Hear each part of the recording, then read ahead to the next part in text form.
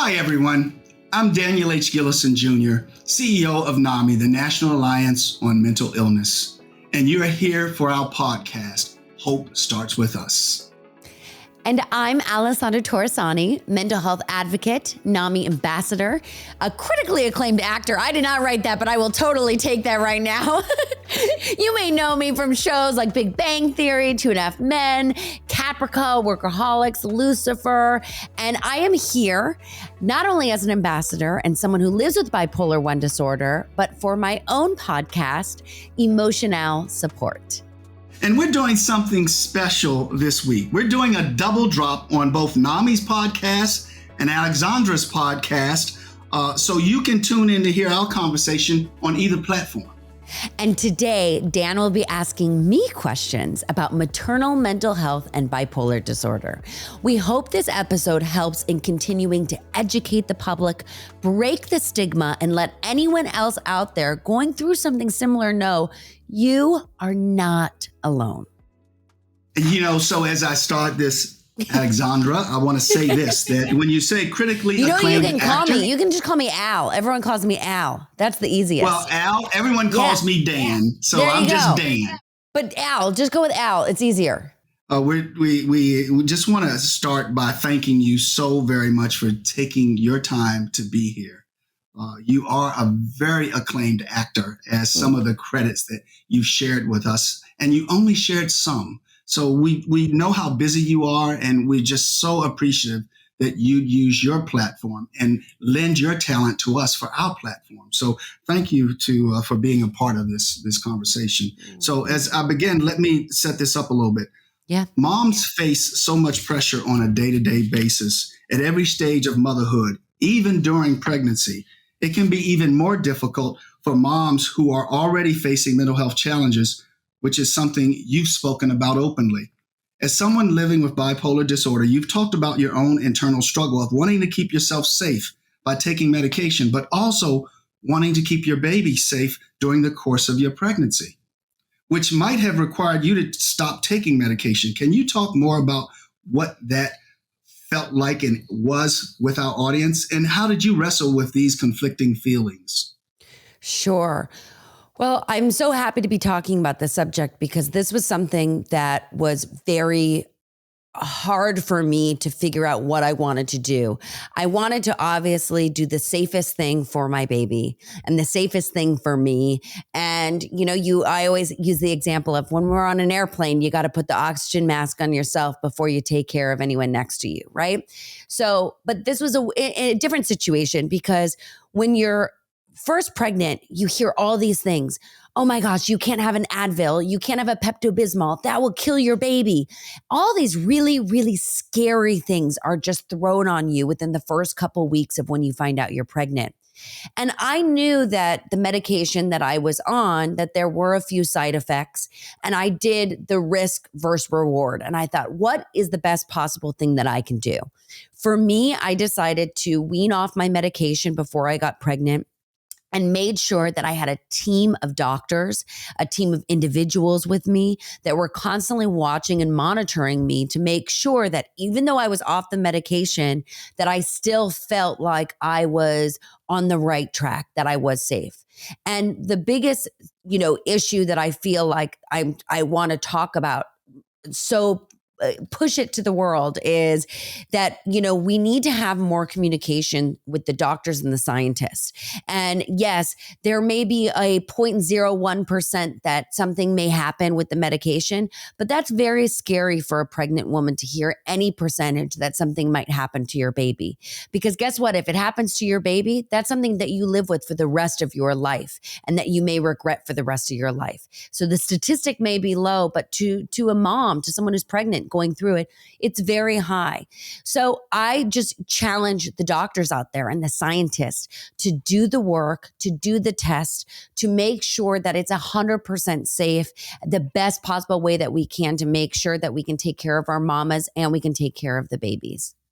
Thank you, Al. And as you spoke about that, I want to ask you if you could reflect back for a moment and look at what you know now. And based off what you know now, would you have done anything differently? And if so, what would that have been? I don't think that I would have done anything differently because it's one of those things where it is, and I'm very happy with the choice that I made because for me, the when I weighed my options out, let's say, I felt I was in a place and a state of mind where I had been dealing with my mental illness for 15 years and that I was lucky enough and could afford the right doctors and the right specialists to be around me to monitor me. But not a lot of women have that opportunity, have those finances. I mean, it was so expensive, Dan, to make sure that I had all the specialists around me. And I was very blessed in that situation. Other moms are not. And I'm very well aware of that. It is so expensive to be able to take care of your mental health and then add a baby on top of it. So, I think that what I recommend to every mom out there is you do a self-analysis, if that means, a lot of moms will get off their medication and then get back on their medication and choose not to breastfeed and say, you know what, I'm going to formula feed because you know what, fed is best. And if I can get back on my medication afterwards, after I deliver, then I'm going to do that. That's the best thing. So there's different things that you can, choose of what am I going to do in this situation? And you really have to do the own personal choice of how can you, take that risk and decide on your own. It's the pros and cons for yourself. Yeah, thank you for sharing that and doing the best for yourself. And also what you shared about the doctors and the scientists in terms of what they need to bring to the table and being a part of this collective is very important. So thank you for sharing that. As I started out saying, there's so much pressure on moms in general. I can imagine that it's hard to balance your own mental health when many times you often feel so much pressure to prioritize and care for the rest of your family's well-being above your own. Mm-hmm. How do you manage that? And what advice do you have for other moms? I mean, moms are breadwinners. Moms are navigating, the rest of the family and the whole system, Sure. and they're expected to stand everything up for everyone else. Yes. So, what advice would you have? Take a deep breath. That would be the first thing that I would say, is because it is a roller coaster ride. And whether you have 1 kid, 2 kids, 3 kids, sometimes your husband or your partner feels like a kid at times to you, and you just get so overwhelmed by having to take care of everyone. I think the best thing that I learned is I take that moment and I just breathe. I find a way to, I'm a big believer in meditation and breath work. So I find that moment to take a second. But I think the biggest thing we can do is find a support system. And whether that is family members, whether that's friends, whether that's a support system that you can reach out to, even on the internet, just taking an hour to yourself to really take that break. We all need a break. Where especially moms, I think, are living on such a high frequency that they're constantly going, that literally a bath for me is all that it takes for me to reset my mind and focus and be like, you know what, I can breathe through this. It's going to be okay. But I think the number one thing that you can do as a mom is find a support system, whether that be a family member, a friend, or if it's a stranger on the internet that is part of a self-help group. That is the best support that you can have, is for yourself to stay strong. Al, you've talked about some things that are a part of our mantra. We say nothing about us without us. We also say you are not alone. So that you are not alone is a part of what you just talked about in regards to a support system. Don't navigate this by yourself. Become a part of a support system. And you also said take a moment and breathe and take a break. And we talk about the treadmill. Sometimes you need to get off of the treadmill and just breathe. So that it's so important what you've shared, and you've also spoken very openly about your own journey with bipolar disorder. Can you talk to us about that? What has your personal journey been like? What was it like to receive a diagnosis? And do you feel like there are particular stigmas associated with bipolar disorder? Absolutely. I still feel like there are stigmas that are associated with bipolar disorder. which is wild because we live in a world now where we're all going through something. We all went through as a world through the pandemic, a mental health crisis, and yet it's still looked down upon, and yet it's still shamed. With my journey, I am now almost 36 years old. I found out that I was living with bipolar disorder when I was around 2021. And for me, I had been on so many different types of medications, seen so many doctors. No one could pinpoint exactly what the problem was. So when I got my diagnosis, unlike a lot of people, I was happy. It felt like I could take a deep breath. It felt like I could relax my shoulders because for the first time, I could identify an issue and that I knew that there was medication, that there were doctors, there were specialists, there were therapists, there were people that could help me through this now that we identified it.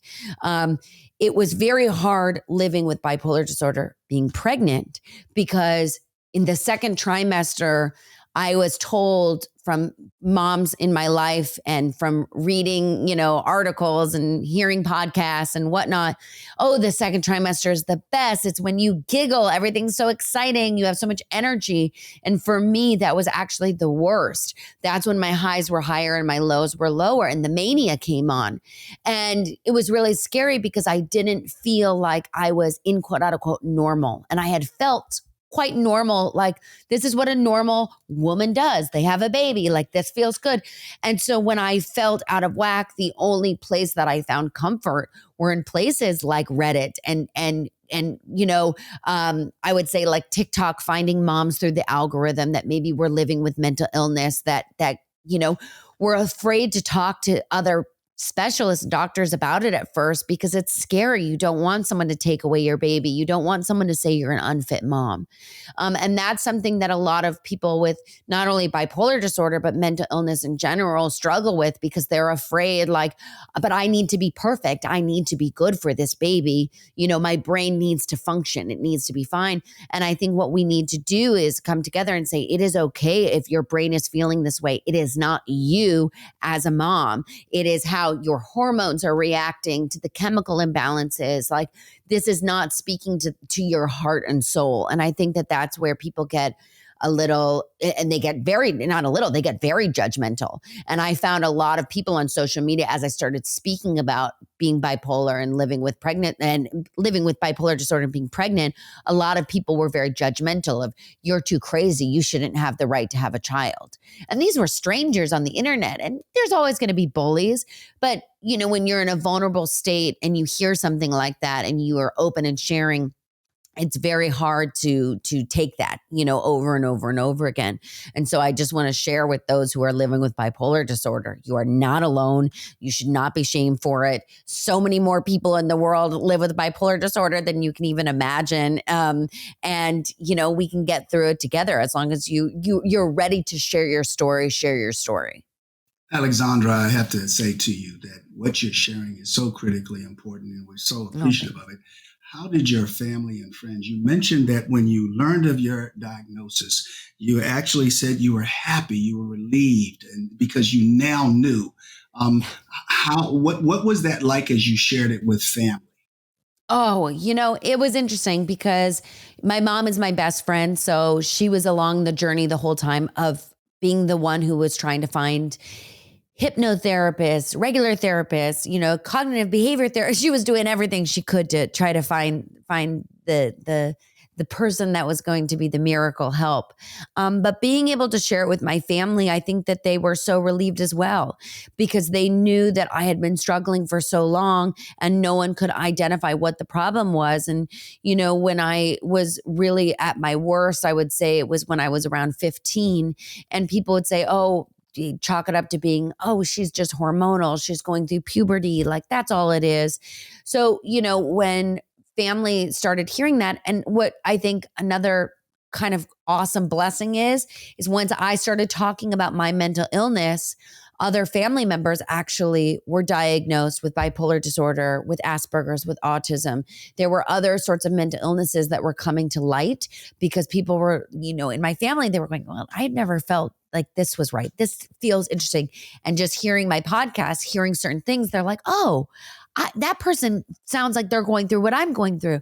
So our family is now this beautiful, soup of mental illness in the most beautiful way possible. But we're now so open about it. We're too open about it sometimes. But it's been nice to know that I'm not alone within my own family, even that was being the first person to kind of like push through it, and then hearing all these other stories that are coming to light years later. You're such a leader and a champion, champion for change, a champion for anti-stigma, and a champion for what we can do with. Right. And this is just such a wonderful conversation. We also know that it takes 11 years between when a young person first has the symptoms to when they get treatment. So for a 14-year-old, they might start experiencing symptoms then, Sure. and their treatment doesn't start happening until they're 25. So that there's something there in terms of what you just shared. And it's so cool that your mom is your best friend. And I can imagine that as you were anxious, sometimes she was there to support you. So that is wonderful. That is wonderful. And I also heard inside of what you were saying about the social media and Reddit and some of the other platforms is don't bend to the peer pressure. No. And step up. And that's why support groups are so important. So, it's so important, because just hearing someone's story, even if it's not exactly like yours, there's enough of a similarity there where you're going to be able to take something. And maybe there were a lot of women that I, had heard speak about who were living with mental illness, some who didn't discover they were living with mental illness until they were pregnant as well. But hearing certain tips and tricks that they did, or that they were able to get through it and they're here thriving and they have a beautiful baby, it's really something that was inspiring and encouraged me to want to share my story even more, because I thought if I could help one person, that was all that I needed to do. So I want to ask you a question. It's not in the script, but I'm going to ask it because I am a father and I have a daughter who's 36. Oh. What is it that a father needs to do as he's navigating this space and helping his loved one? If his loved one is in this situation, in our generation, we grew up a certain way. We navigate things a certain way. We read things a certain way. In our world where we know that we want to be both and, what would you say to fathers that are in this space and they want to do better? What would you offer? Dan, I'm like tearing up right now because it's so sweet, because I just think that that's so wonderful that you're even asking. And I think that is the number one thing. I don't have a relationship with my father. So for me, just hearing you say that is like, oh my God, how wonderful is that? Like, how blessed is your daughter? That's so incredible. I think that just asking, how are you really?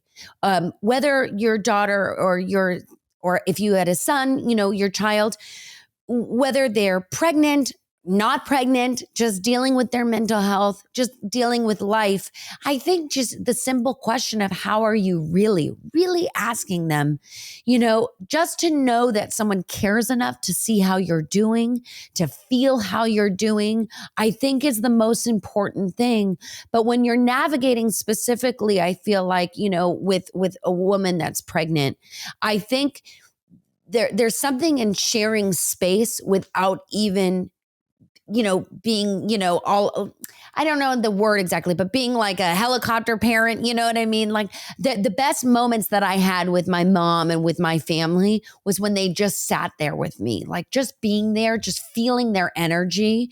And, if there's those who are in different states or whatever, just a FaceTime. Just, if you're having a tough day, if you're pregnant and you're hormonal, just knowing that someone is there, just sharing space with you, I think is so important. And you just feel that love, even if it's across from the phone, like there's just so much love there.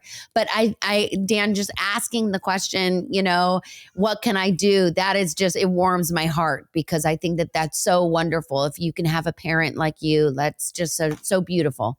Thank you. Thank you so much. And I would tell you that what you talked about in terms of, we say that we are a collective, that we are a community, and that's what this is all about, is that collective and that Yeah. community. People need community, and they need to be a part of a collective. You mentioned asking someone, how are you really doing? And, we have a book, You're Not Alone, the NAMI Guide to Navigating Mental Health. And at the same time, what we tell people is if you take the time to ask someone how they're doing, that means you care about them. So take the time that when they give you the cosmetic answer, then say, okay, now tell me, how are you really doing? Let's get past the cover of the book and get into the table of contents and the chapters. Yep. How are you really doing? So thank you for that. That was profound. So I would also love to share one more thing that happened to me with pregnancy, which I really loved afterwards. I had a really rough time postpartum. And one thing that someone had always recommended asking a mom who's maybe a new mom who had just given birth or a couple weeks, how are you doing? Because everyone always asks like, oh, how's the baby doing? Is everything okay? Like, oh my God, well, healthy baby. But then say, you can always ask that, but then say, but how are you doing? Are you okay? Are you emotionally okay? Are you physically okay? Is there anything we can do to help you? Because I know that, like on a baby shower, right? There's the registry of all the things for the baby, but there's never anything for mama. There's never any postnatal care. There's never, whatever it may be, there's no care for the mom. So, always ask a mom, how they're doing, if they need anything too, because they might need something. That is such a good thing. So we're now Al, at the end of the podcast, and this is the last section, and I wanted to ask you something and set it up like this. The world can be a difficult place, and sometimes it can be hard to hold on to hope.